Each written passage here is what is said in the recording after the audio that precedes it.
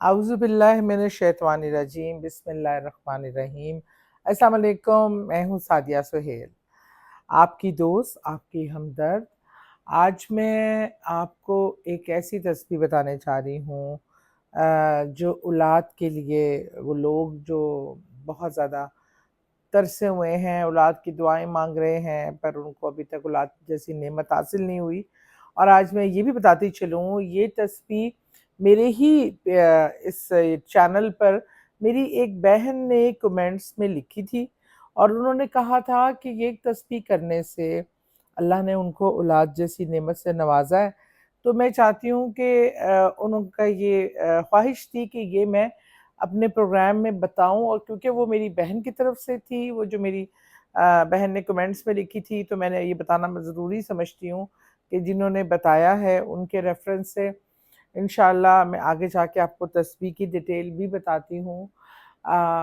اولاد بے شک ایک بہت بڑی نعمت ہے اور اللہ کی بہت بڑی دین ہے، اور اس کا نہ ہونا ایک بہت بڑی محرومی کا احساس دلاتا ہے۔ پر کچھ چیزوں میں اللہ کا کیا اس کے پیچھے اللہ کی منطق ہے، اللہ کی کیا اس میں ہمارے لیے بہتری ہے، ہم نہیں جانتے۔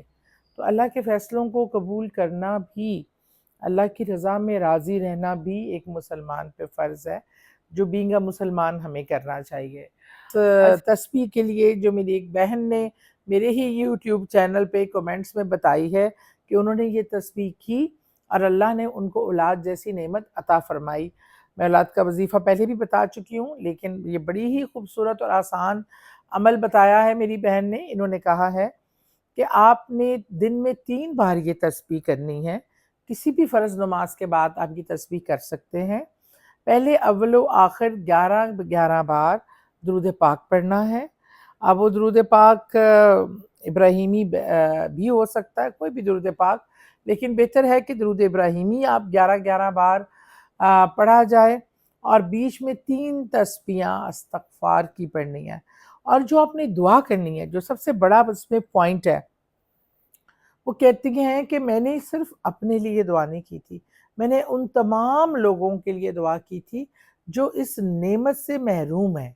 دیکھیں، اللہ کو خود غرضی پسند نہیں ہے، اللہ کو وہ پسند ہے کہ جو آپ اپنے لیے چاہیں، اپنے لیے پسند کریں، جو وہی پسند کریں جو آپ، اور دوسرے کے لیے بھی وہی پسند کریں جو اپنے لیے پسند کرتے ہیں۔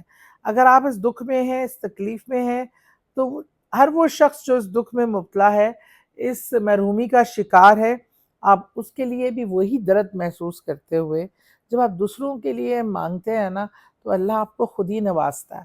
تو یہ بڑا پیارا مجھے ایک نکتہ اس میں یہ ان کا لگا کہ میں نے اس میں یہ کیا کہ میں اپنے لیے نہیں، میں نے ساری ان لوگوں کے لیے دعا کی کہ جو اس نعمت سے محروم ہیں۔ اور آپ بھی یہی عمل کیجئے، اول و آخر 11 بار درود ابراہیمی، بیچ میں 3 تسبیح استغفار کی، اور دن میں 3 بار یہ آپ نے تسبیح کرنی ہے کسی بھی فرض نماز کے بعد۔ اب یہ تسبیح کرتے جائیے جب تک کہ آپ کے مقاصد حاصل نہ ہو جائیں۔ اللہ آپ سب کو اپنے حفظ امان میں رکھے اور اولاد کی خوشیاں نصیب فرمائے۔